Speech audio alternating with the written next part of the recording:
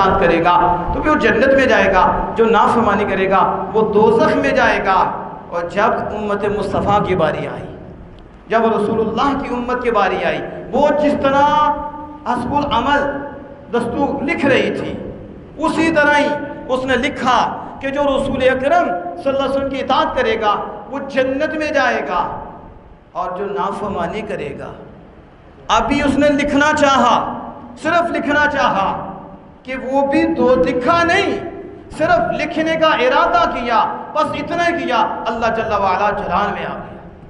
اللہ جل وعلا جلال میں آیا۔ اتعتب جا قلم، جب یہ خطاب قلم نے سنا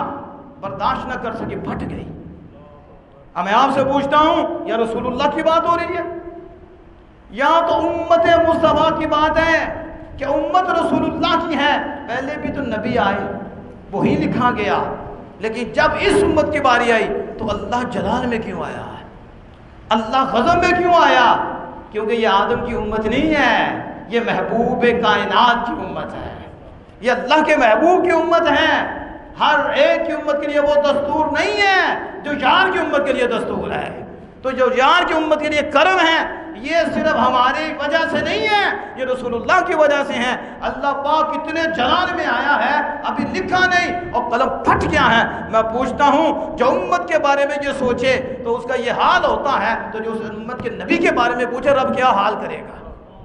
جو اس نبی کے بارے میں کوئی ایسا نزیبہ کلمات کہیں، کو کچھ کہیں، اس کا کیا حال ہوگا؟ آج لوگ کہتے ہیں یہ پتہ نہیں جذبات میں آ جاتی ہیں، ختم نبوت کی بات آتی ہے تو انہیں کیا ہو جاتا ہے، حضور کی عزت کی بات آ جاتی ہے انہیں کیا ہو جاتا ہے۔ ہم نے کہا تم نے قرآن پڑھا ہی نہیں، تمہیں حدیث پڑھا ہی نہیں، تمہیں پتہ ہی نہیں کہ ابو لہب کو دیکھو، چچا ہے رسول اللہ کا، کتنا قریبی ہے رسول اللہ کا، بت خانہ کعبہ میں کتنی دیر رہے ہیں، پوجا ہوتی رہی ہے، اللہ کی غیرت گوارا کرتی رہی ہے۔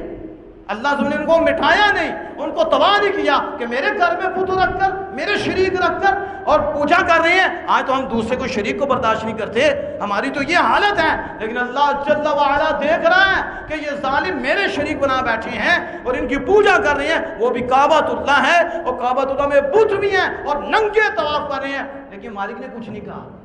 مالک نے تباہ نہیں کیا، ان کو برباد نہیں کیا۔ کتنے عرصے تک یہ کام کرتے رہے، لیکن جب ابو لہب نے رسول اللہ صلی اللہ علیہ وسلم کی توہین کی اور عقیدت جہاں صلی اللہ علیہ وسلم کی انگلی کی تو اللہ عز و جل نے پوری صورت نازل فرمائی، مت تیرے دونوں ہاتھ ٹوٹے،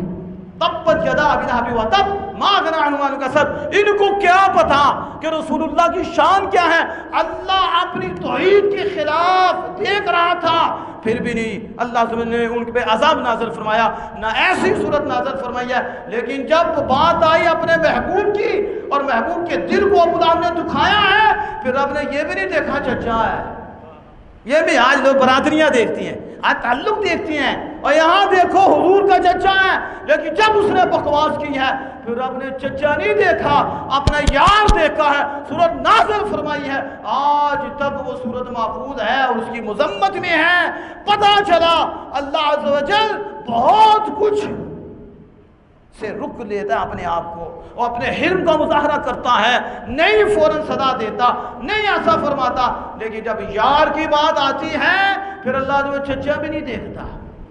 پھر مالک نہیں دیکھتا، حضور کو ستایا جاتا ہے، حضور خاموش ہوتے ہیں، جواب خالق کائنات خود دیتا ہے،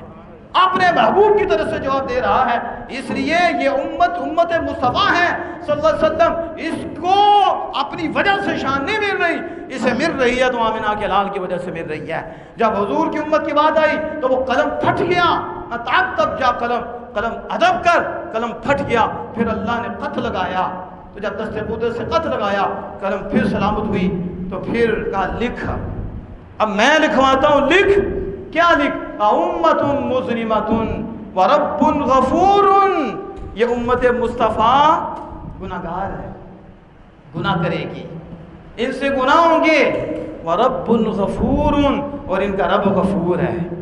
ان کا رب بخشنے والا ہے۔ سارے نبیوں کی امت کی بات آئی، کہیں نہیں فرمایا امت مذنبۃ ورب غفور، اور جب آمنہ کے لال کی امت کی بات آئی ما امت مذنبۃ ورب غفور، اے قلم تجھے نہیں پتا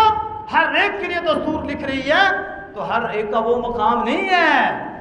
ہاں ایک وہ ہیں جن کے صدقے سب کو دیا ہے، وہ میرے محبوب ہیں اور یہ ان کی امت ہے، اس لیے اب لکھ دستور العمل، یہ امت گناہ کرے گی اور میری طرف رجوع کرے گی، میں نے معاف کر دوں گا، میں ان کی بخشش فرماؤں گا۔ اس لیے میرے اعلیٰ حضرت امام اہل سنت الشام رضا فاضل بریلوی علیہ رحمۃ الرحمن اس خوبصورت انداز میں بولے، آپ نے پتہ کیا کہا؟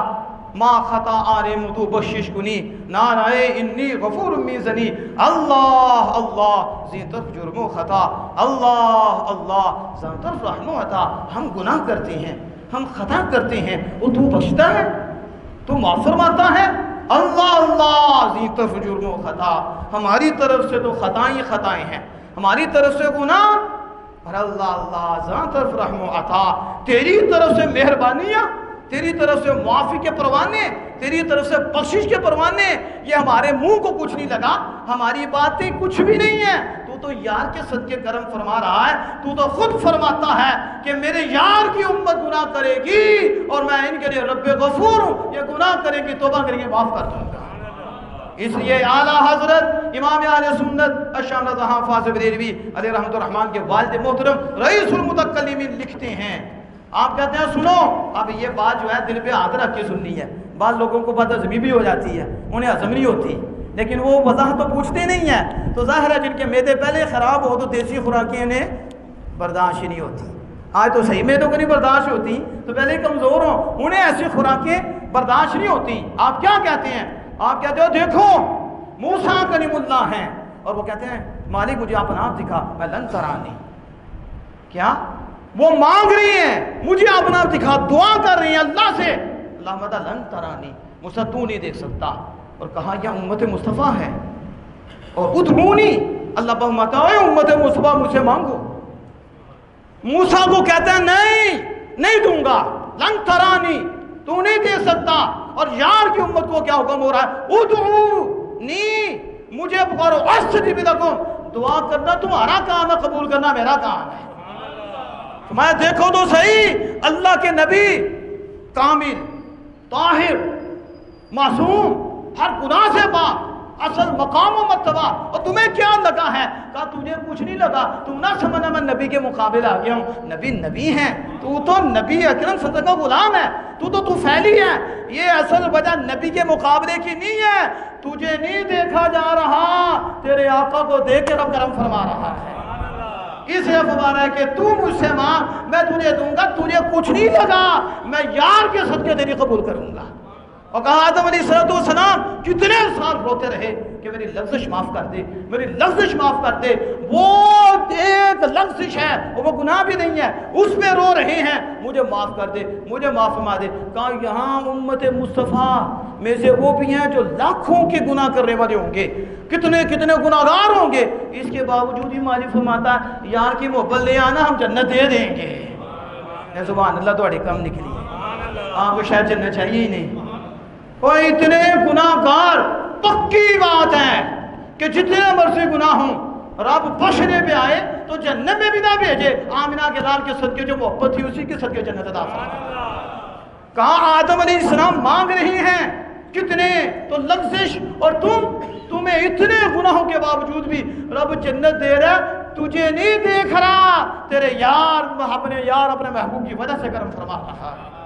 اب یہ روایت اعلیٰ حضرت امام اہل سنت الشام رضا فاضل بریلوی علیہ رحمۃ الرحمن کے والد محترم، یہ میں اس لیے کہہ رہا ہوں، بعض لوگ جو ہے پھر مسئلہ بنا دیتے ہیں، اس لیے ہم اس دل سے بیان کرتے ہیں جو اتھنٹک ہے، جو مضبوط ہے، جس میں کوئی کجی بھی تصور بھی نہیں۔ اب آگے سنیں، اعلیٰ حضرت امام اہل سنت الشام رضا فاضل بریلوی علیہ رحمۃ الرحمن اس حدیث